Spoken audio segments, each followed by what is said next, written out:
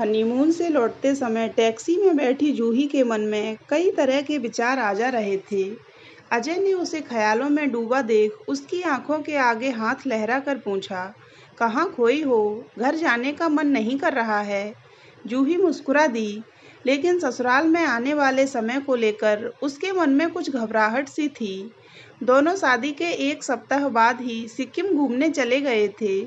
उनका प्रेम विवाह था। दोनों सीए थे और नरीमन में एक ही कंपनी में जॉब करते थे। अजय ब्राह्मण परिवार का बड़ा बेटा था। पिता शिवमोहन एक प्राइवेट कंपनी में अच्छे पद पर थे। मम्मी शैलजा हाउसवाइफ थीं और छोटी बहन नेहा अभी कॉलेज में थी।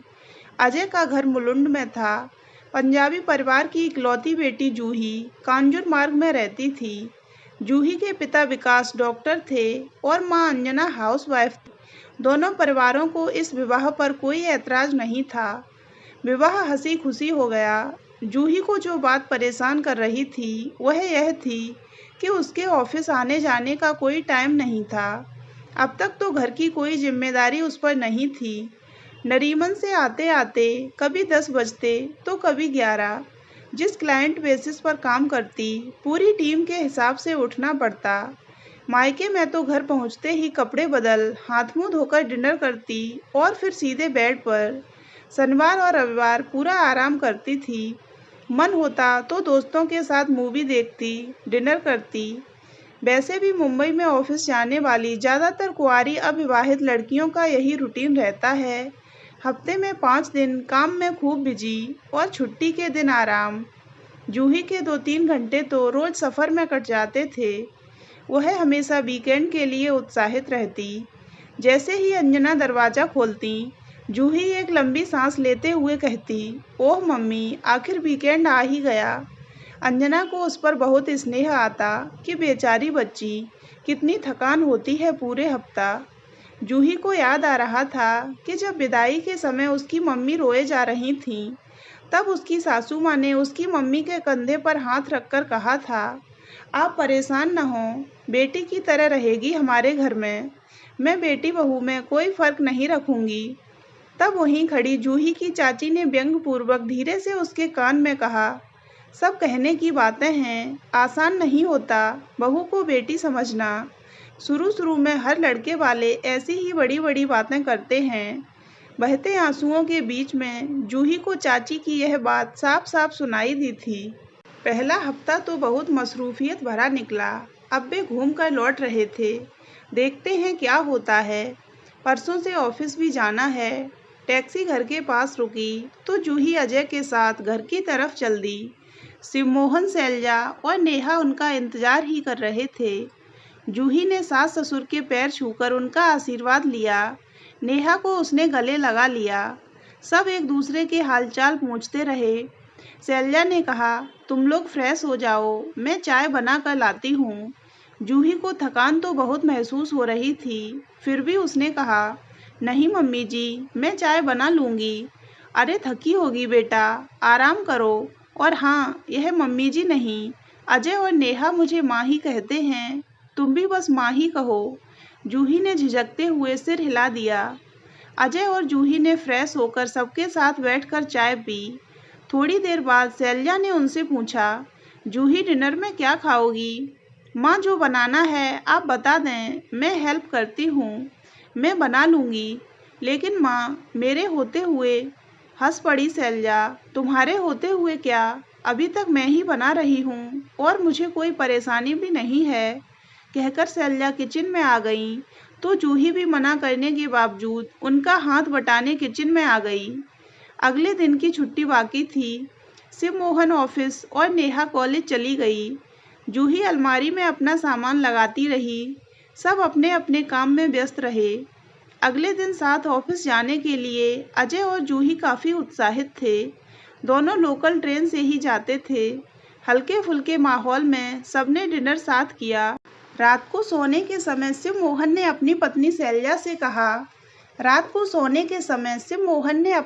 शैलजा से कहा, कल से जूही भी लंच ले जाएगी ना? हाँ, क्यों नहीं। इसका मतलब कल से उसकी किचन की ड्यूटी शुरू। ड्यूटी कैसी? जहाँ मैं अब तक 3 टिफ़िन पैक करती थी, अब 4 कर दिया करूँगी। क्या फ़र्क पड़ता है? शिव मोहन ने प्यार भरी नज़रों से शैलजा को देखते हुए कहा, ममतामयी सास बनोगी, इसका कुछ अंदाज़ा तो था मुझे। आपसे कहा था ना कि जूही बहू नहीं, बेटी बनकर रहेगी इस घर में। शिव मोहन ने उसे छेड़ते हुए कहा, लेकिन तुम्हें तो बहुत कड़क सास मिली थी। शैलजा ने फीकी हंसी हंसते हुए कहा, इसीलिए तो जूही को उन तकलीफ़ों से बचाना है जो मैंने खुद झेली हैं। छोड़ो, वह अम्मा का पुराना ज़माना था, उनकी सोच अलग थी। अब तो वे नहीं रहीं। अब उन बातों का क्या फ़ायदा? अजय ने बताया था, जूही को पनीर बहुत पसंद है।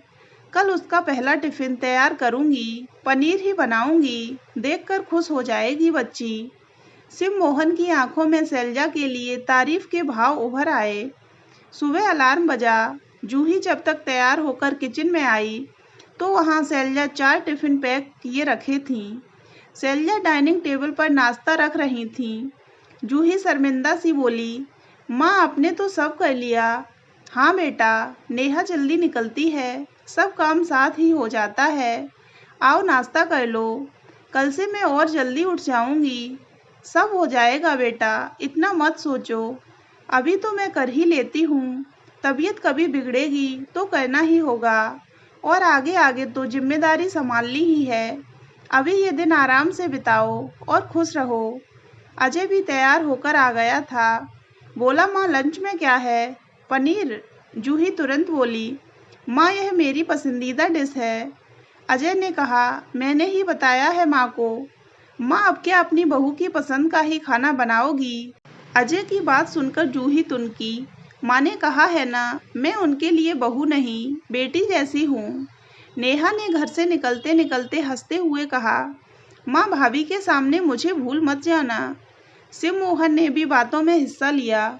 अरे भाई, थोड़ा तो सास वाला रूप दिखाओ, थोड़ा टोको, थोड़ा गुस्सा हो, पता तो चले घर में सास बहू हैं। शिवमोहन की बात सुनकर सब जोर से हंस पड़े। शैलजा ने कहा, सॉरी, यह तो किसी को पता नहीं चलेगा कि घर में सास बहू हैं। सब हंसते बोलते घर से निकल गए। थोड़ी देर बाद ही मेड श्यामा बाई आ गई। शैलजा घर की साफ सफाई करवाने लगी। अजय के कमरे में जाकर श्यामा ने आवाज़ दी, मैडम देखो आपकी बहू कैसे सामान फैला कर गई है। शैलजा ने जाकर देखा, हर तरफ सामान बिखरा था। उन्हें हंसी आ गई।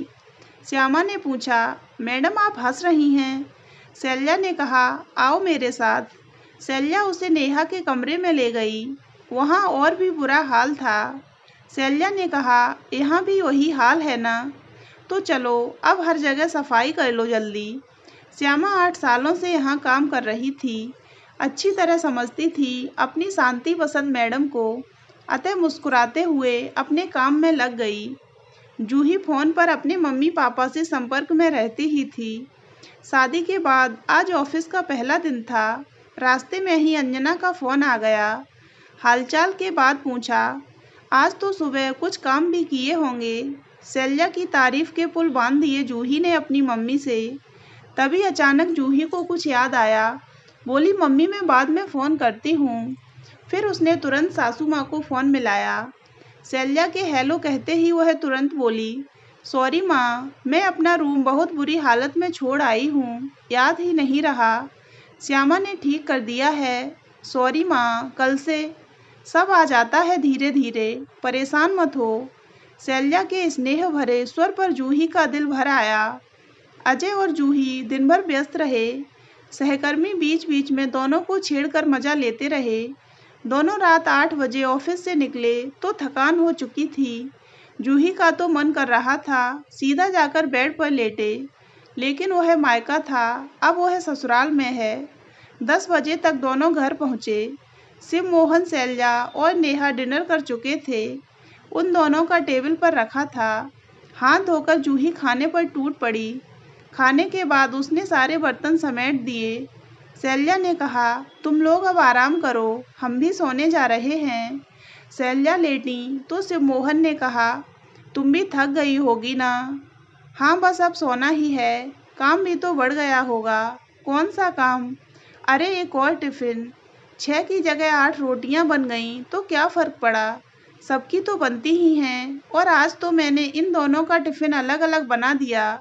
कल से एक साथ ही पैक कर दूंगी। खाना बच्चे साथ ही तो खाएंगे।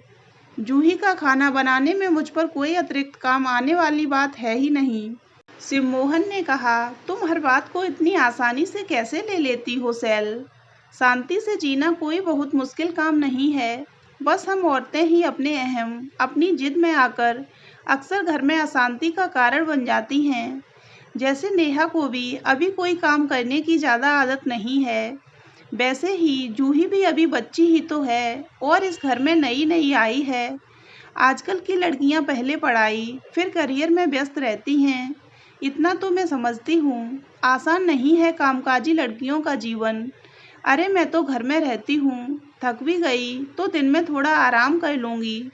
कभी नहीं कर पाऊँगी तो श्यामा है ही, किचन में हेल्प कर दिया करेगी। जूही पर घर के भी कामों का क्या दबाव डालना।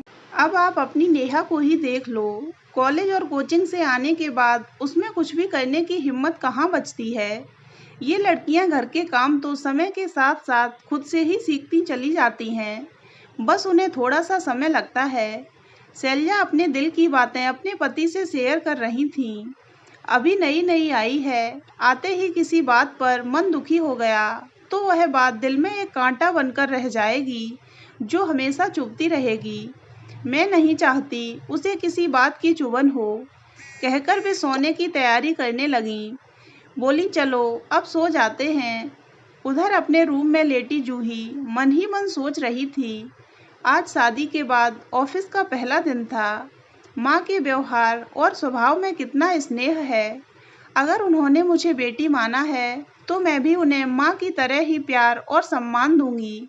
बीते पिछले 15 दिनों से चाची की बात दिल पर बोझ की तरह रखी हुई थी, लेकिन इस समय उसे अपना दिल फूल सा हल्का महसूस हो रहा था। बेफिक्री से आंखें मूंद कर उसने खुद को नींद के हवाले कर दिया।